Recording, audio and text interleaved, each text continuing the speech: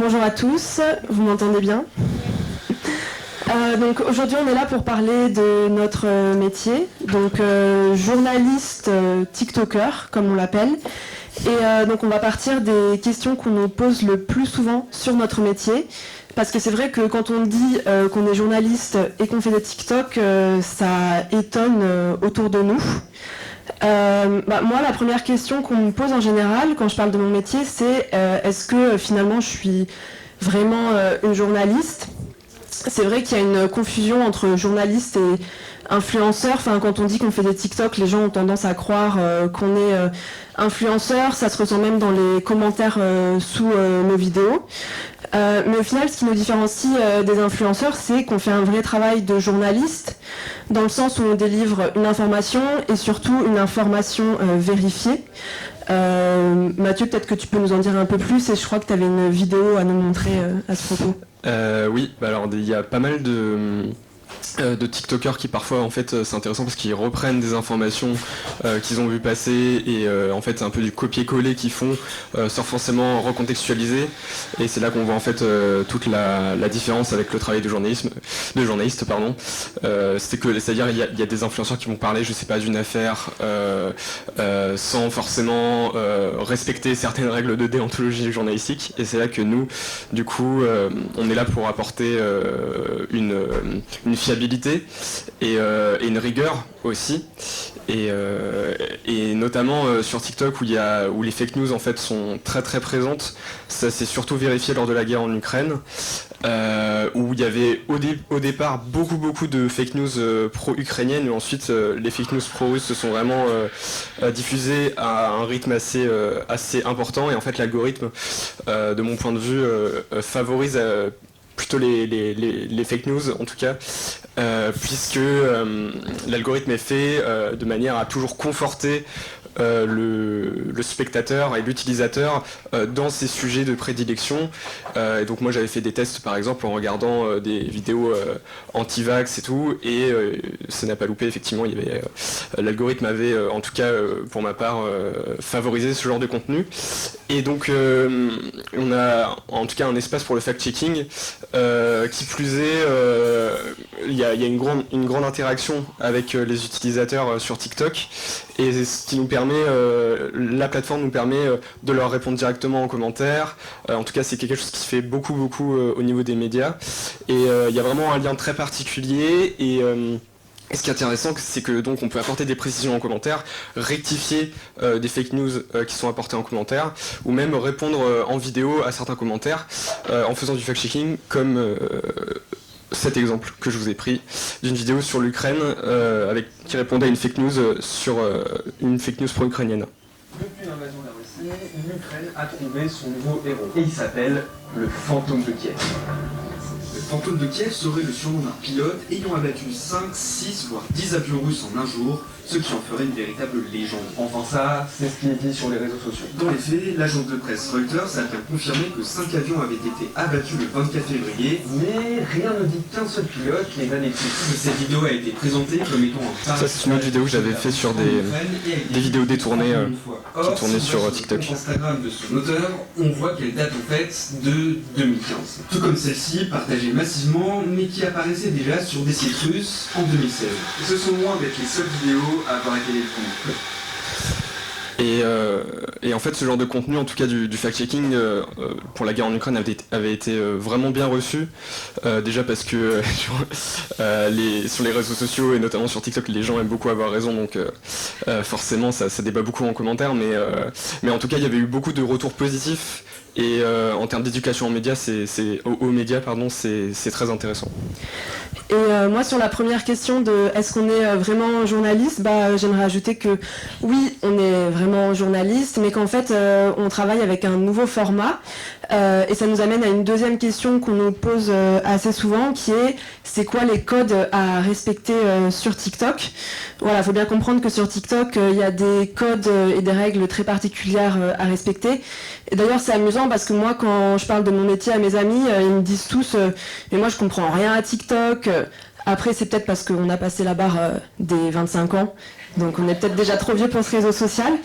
Mais voilà, il y a vraiment des codes très particuliers. Ce qui est important, tout d'abord, c'est l'esprit de communauté, de créer du lien avec ses abonnés.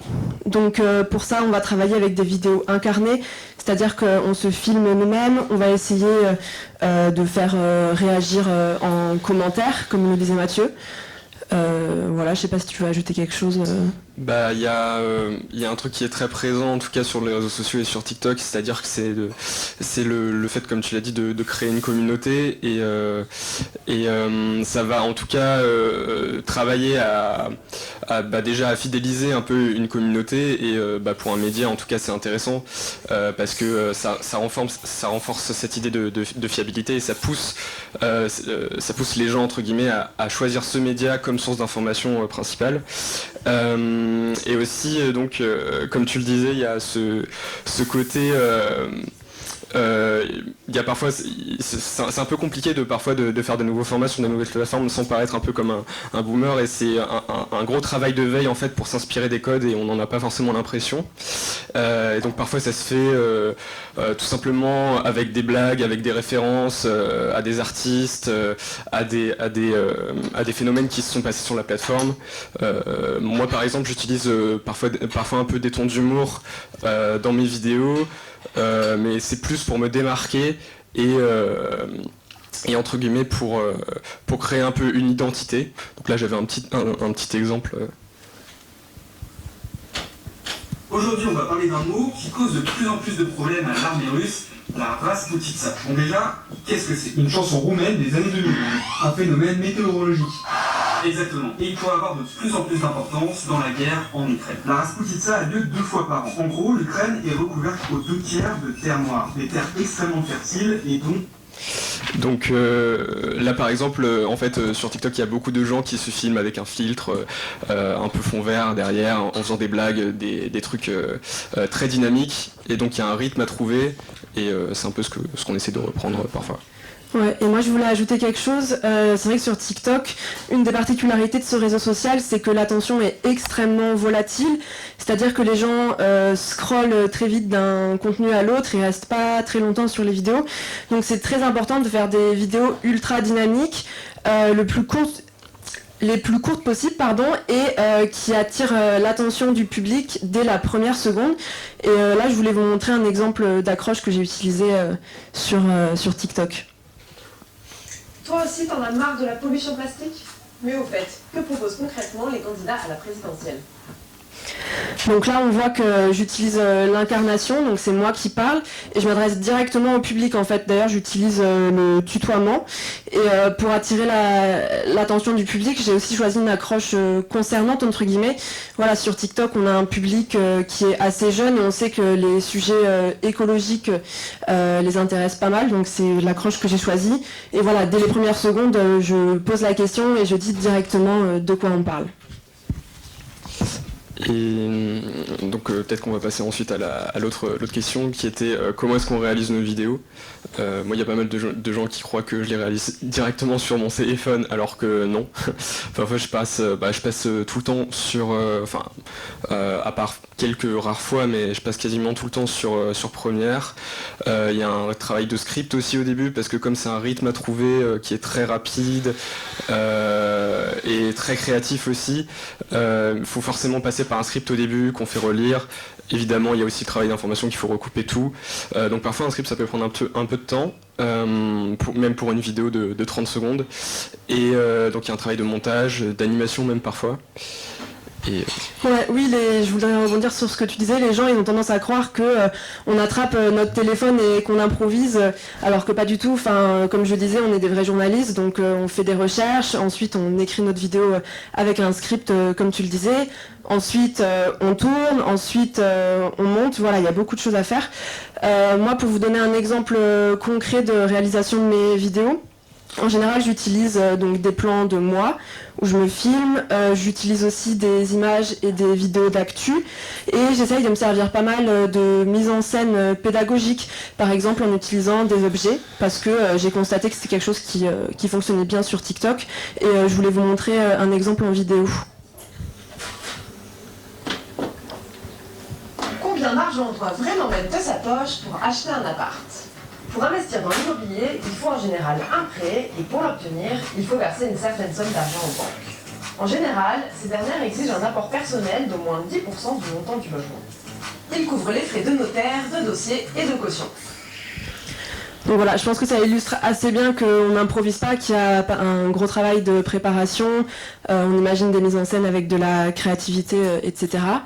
Et je voulais ajouter quelque chose, c'est que dans la réalisation, on doit aussi respecter certaines contraintes. Et la plus importante, c'est d'informer avec des vidéos très courtes qui font moins d'1 minute. Ouais, et d'ailleurs, parfois on a envie enfin, en fait, ça demande vraiment des défis au niveau de la contextualisation. Parfois, on a envie entre guillemets, on va mettre une phrase qui est en fait peut-être pas assez précise et qui demanderait peut-être des précisions et ça rajouterait 10 secondes de plus. Donc en fait, c'est constamment un effort entre guillemets de synthétiser, mais pas trop, parce que tout n'est ni noir ni blanc, et donc c'est constamment remettre, en tout cas c'est vraiment un effort constant de contextualisation, de nuances, etc. Ouais, d'ailleurs, des fois on est un peu frustré parce qu'on aimerait mettre beaucoup de choses dans nos vidéos et c'est vrai qu'il faut faire des choix, expliquer les choses le plus rapidement mais aussi le plus précisément possible. Donc voilà, c'est tout un défi. Je pense que, surtout, il faut savoir rester humble quand on fait des formats courts. Faut pas vouloir expliquer le conflit russo-ukrainien en 1 minute. Mais à partir du moment où on a un sujet, on se dit ok, c'est court mais il y a des choses à dire, ça fait un très bon sujet court. Donc, je pense qu'on peut passer à la prochaine question qui est c'est quoi l'intérêt pour un média à être sur TikTok? Alors il y a plusieurs intérêts, je sais pas si tu veux commencer Mathieu. Déjà évidemment c'est l'image d'un média, c'est-à-dire que maintenant il y a quand même vraiment beaucoup de médias qui sont sur TikTok et en tout cas pour le Parisien, pour un média qui fait de la vidéo, qui avait déjà lancé beaucoup de formats vidéo sur d'autres plateformes, c'était un peu la suite logique de se lancer là-dessus et puis même on avait vu que notamment Le Monde qui avait lancé un service Snapchat il y a assez longtemps, je crois que c'était en 2017, quelque chose comme ça, ou peut-être un petit peu plus tard, a vu en fait une vraie croissance de ses abonnés les plus jeunes dans les années qui ont suivi. Ils ont dit ça, je crois, il y a 1 an, et ça faisait 5 ans qu'ils avaient lancé le service ou quelque chose comme ça. Donc en fait, l'intérêt, c'est de montrer en tout cas le média comme étant la principale source d'information, ou en tout cas que ça devienne la principale source d'information pour quelqu'un qui le découvre et qu'il voit passer cette marque entre guillemets, quoi. Oui, ça fait exister le média auprès de nouveaux publics. Sur le long terme, ça peut créer de nouvelles audiences. Après, chez les médias, je sais qu'il peut y avoir certaines craintes de est-ce que si on se met sur TikTok, ça va décrédibiliser le média, mais au final, pas du tout. Et c'est même... c'est même une aubaine pour vulgariser de l'information auprès de nouveaux publics, notamment très jeunes qui justement ne suivent pas les médias sur d'autres plateformes. Et comme on le disait tout à l'heure, c'est aussi un moyen de lutter contre la désinformation, parce que c'est vrai que sur TikTok, on voit passer énormément de fake news. Je sais pas si tu voulais ajouter quelque chose, mais... et ensuite, du coup, on voulait parler de la façon dont on choisit nos sujets. Personnellement, il y a plusieurs variables qui interviennent. Il y a déjà ce qui se passe sur la plateforme, c'est-à-dire est-ce que le sujet est concerné par quelque chose qui se passe sur la plateforme, est-ce que ça va intéresser aussi les utilisateurs de la plateforme, le public, etc., qui regarde une vidéo qui est assez jeune. Il y a en termes d'actualité, parce qu'on a des formats comme par exemple des sujets d'actualité, on ne penserait pas qu'ils marcheraient sur TikTok, mais je sais pas, par exemple l'interview de Anne-Sophie Lacaro qui se présente le 13h, la dernière fois a fait presque 1 million de vues. Donc en fait on s'y attendrait pas, mais en fait il y a certains sujets qui marchent particulièrement bien. Et enfin il y a aussi la ligne éditoriale, c'est-à-dire que quand on a lancé le compte TikTok du Parisien, une des priorités c'était de faire des formats un peu très typés Le Parisien pour qu'on ait une identité et pour vraiment pousser les gens à s'abonner à notre compte et pour se différencier. Parce que moi j'ai l'impression que quand je fais un sujet qui a déjà été traité par pas mal d'autres médias sur TikTok, il marche beaucoup moins bien. Il intéresse moins les gens forcément qu'un sujet où je vais me différencier et je vais apporter vraiment une touche du Parisien, et puis même en termes d'image de marque c'est beaucoup plus intéressant. Et donc du coup j'avais préparé 2-3 exemples de vidéos sur des thèmes assez concernants sur la ligne du Parisien, quoi. Non vaccinés, j'ai très envie de les emmerder. On était là quand le président a prononcé cette phrase et on vous raconte. Nous étions à l'Elysée le 4 janvier pour un entretien entre Emmanuel Macron et 7 lecteurs du Parisien.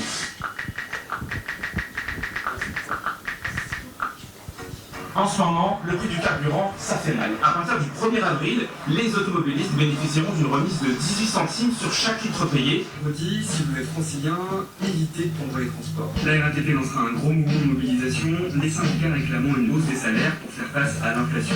Résultat, vendredi, le trafic sera interrompu sur les lignes 2, 3 bis, 5, 7 bis, 8, 10, 11 et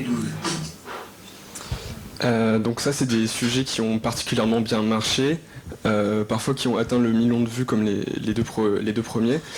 Et en plus le sujet les 5 choses qui changent ce mois-ci, c'était un sujet qui avait été adapté, entre guillemets un peu lancé par Merwan qui s'occupe du compte Insta.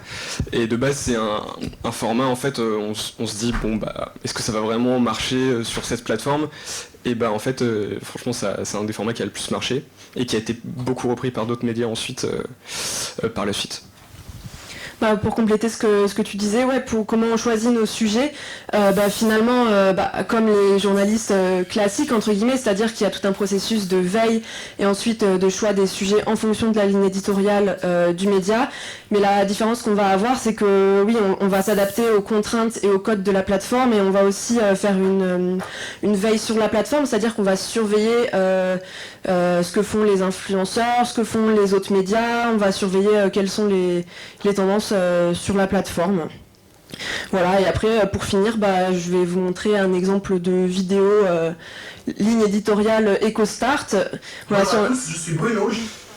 Oui, je disais sur notre site, on parle pas mal de vie professionnelle notamment et de reconversion. Donc voilà, ça c'était une vidéo en lien avec notre ligne éditoriale. Bonjour à tous, je suis Bruno, j'ai 35 ans, je suis passé du monde de l'opéra au ménage et je vous explique aujourd'hui pourquoi. Je sais pas si vous voulez rajouter quelque chose. Merci. Merci beaucoup. Est-ce que vous avez des questions? Je vous passe le micro. Waouh. Je commence par Karen cette fois-ci. Tu poses trop de questions. Non, je rigole. Je voulais savoir si vous aviez du coup un mot à dire dans le choix des sujets en fait que vous traitez, ou vous aviez, je sais pas comment dire, des contraintes. Pour ma part, moi je me sens assez libre, mais je pense que c'est le côté aussi des nouveaux formats.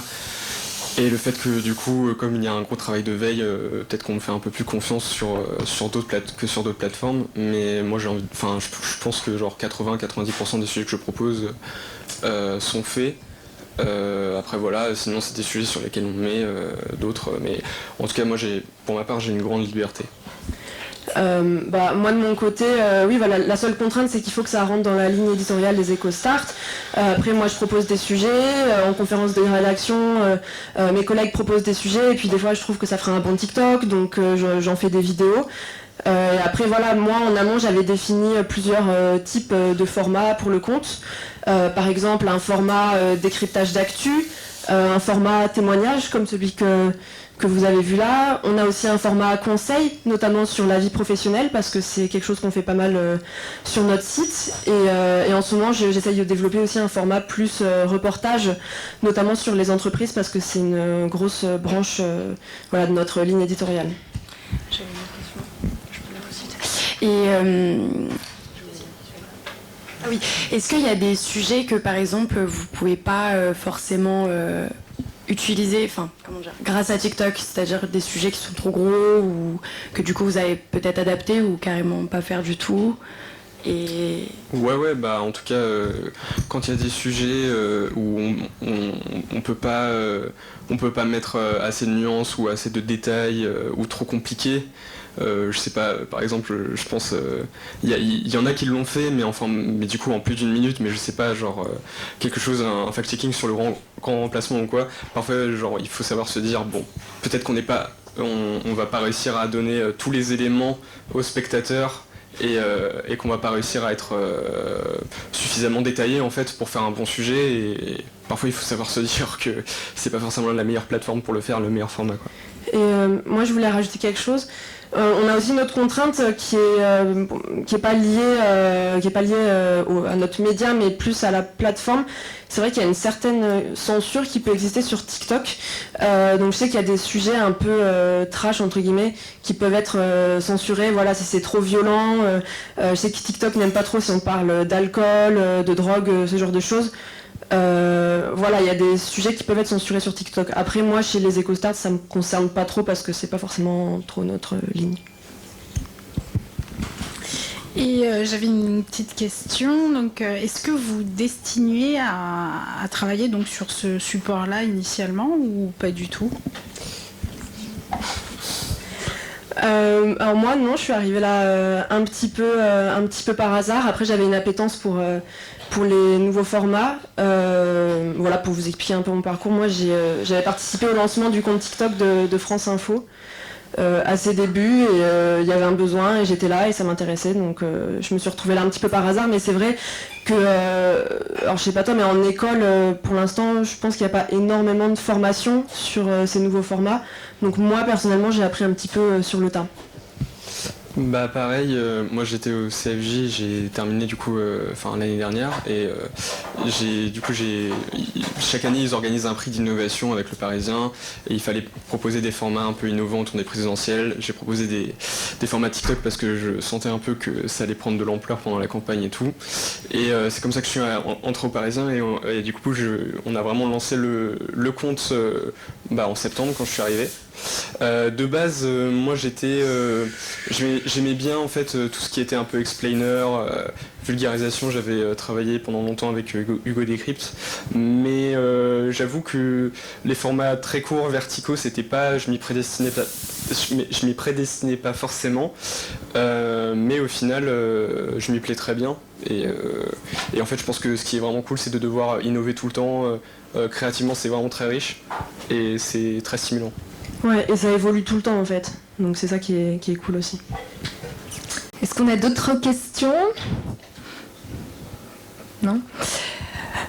Émeric, peut-être?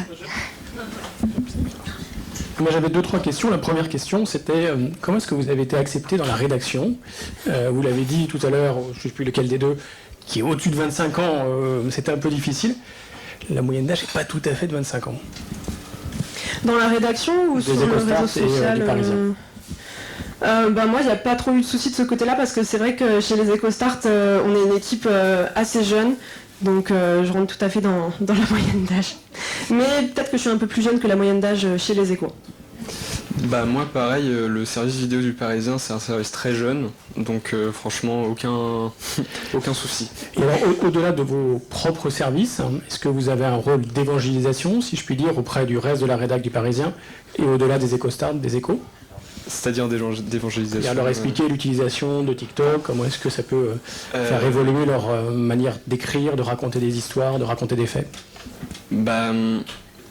Comment dire, c'est-à-dire que parfois il y a des journalistes un peu du desk qui vont faire des articles sur TikTok et qui vont me demander, je sais pas, peut-être une ou deux précisions. Bon, c'est assez rare quand même, mais ça arrive. Et sinon j'ai l'impression quand même que les journalistes, en tout cas de la rédaction, regardent beaucoup, donc ça fait plaisir, et ça fait plaisir. Non, de mon côté, c'est assez bien accueilli aussi. Après, évangélisation, j'irai pas jusque-là. Mais voilà, j'essaye de valoriser TikTok et mon travail au sein du groupe et c'est pour ça que je suis ici aussi. L'étape d'après, c'est quoi alors? C'est de continuer à ancrer encore plus une nouvelle manière d'écrire avec TikTok? C'est d'aller sur d'autres outils? C'est quoi les prochaines étapes?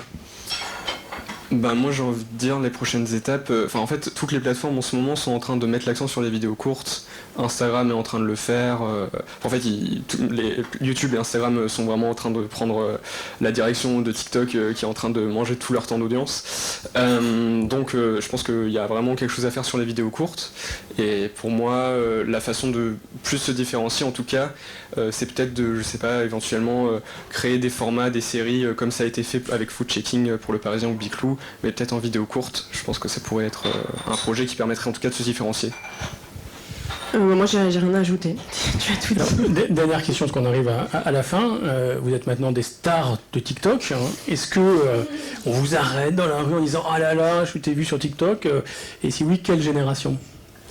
Non, moi on m'arrête pas dans la rue, mais c'est vrai que j'ai des amis ou mon entourage de temps en temps qui m'envoient une vidéo, qui disent quoi, c'est toi? Et j'ai notamment réalisé une vidéo qui a pas mal buzzé, qui a même fait un bad buzz, puisque je me suis fait presque harceler, on va dire, au point qu'un humoriste belge a repris le début de ma vidéo sur Instagram, et c'est vrai que j'ai des gens de mon entourage que j'avais pas vu depuis des années qui m'ont envoyé la vidéo pour me dire mais c'est toi, t'as percé sur TikTok, etc. Moi, c'est l'avantage d'être un mec, mais j'ai beaucoup moins de réflexion. Moi j'ai, en tout cas envers mon physique, j'ai pas trop de réflexion méchante, donc ça va. Il y a des gens qui font des compliments sur mes cheveux, donc ça me va très bien. Moi, il y a des mecs qui me demandent mon Instagram des fois, mais je donne pas suite. Non, mais on m'a déjà reconnu une fois dans la rue, et la dernière fois j'étais à un meeting de Marine Le Pen, il y a un militant qui venait me voir en disant « Ouais, j'adore ce que tu fais sur TikTok ». Donc j'étais un peu étonné, mais ça fait plaisir.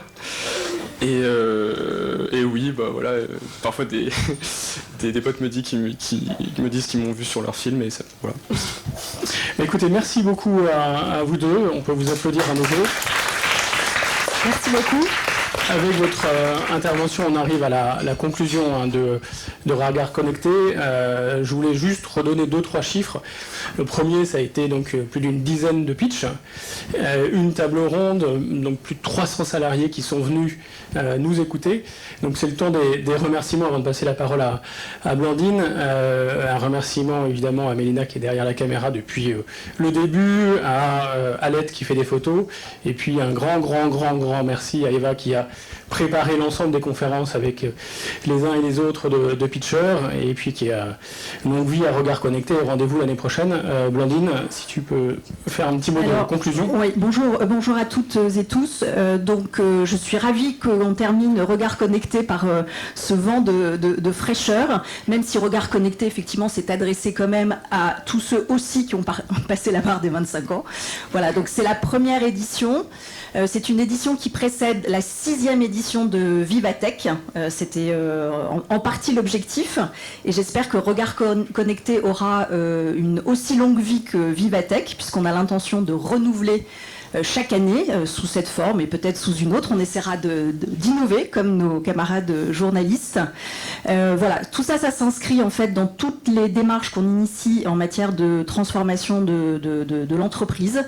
Voilà, vous y contribuez, donc je voulais vraiment remercier toutes les personnes qui nous ont aidés à monter cette série de rencontres. Pour Vivatech, si vous voulez venir ce week-end, il reste encore des places, donc n'hésitez pas à nous contacter. Et puis Regard Connecté, ça fait vivre aussi ce magnifique club qui, je crois, a été largement adopté par toutes et tous. Donc à très vite.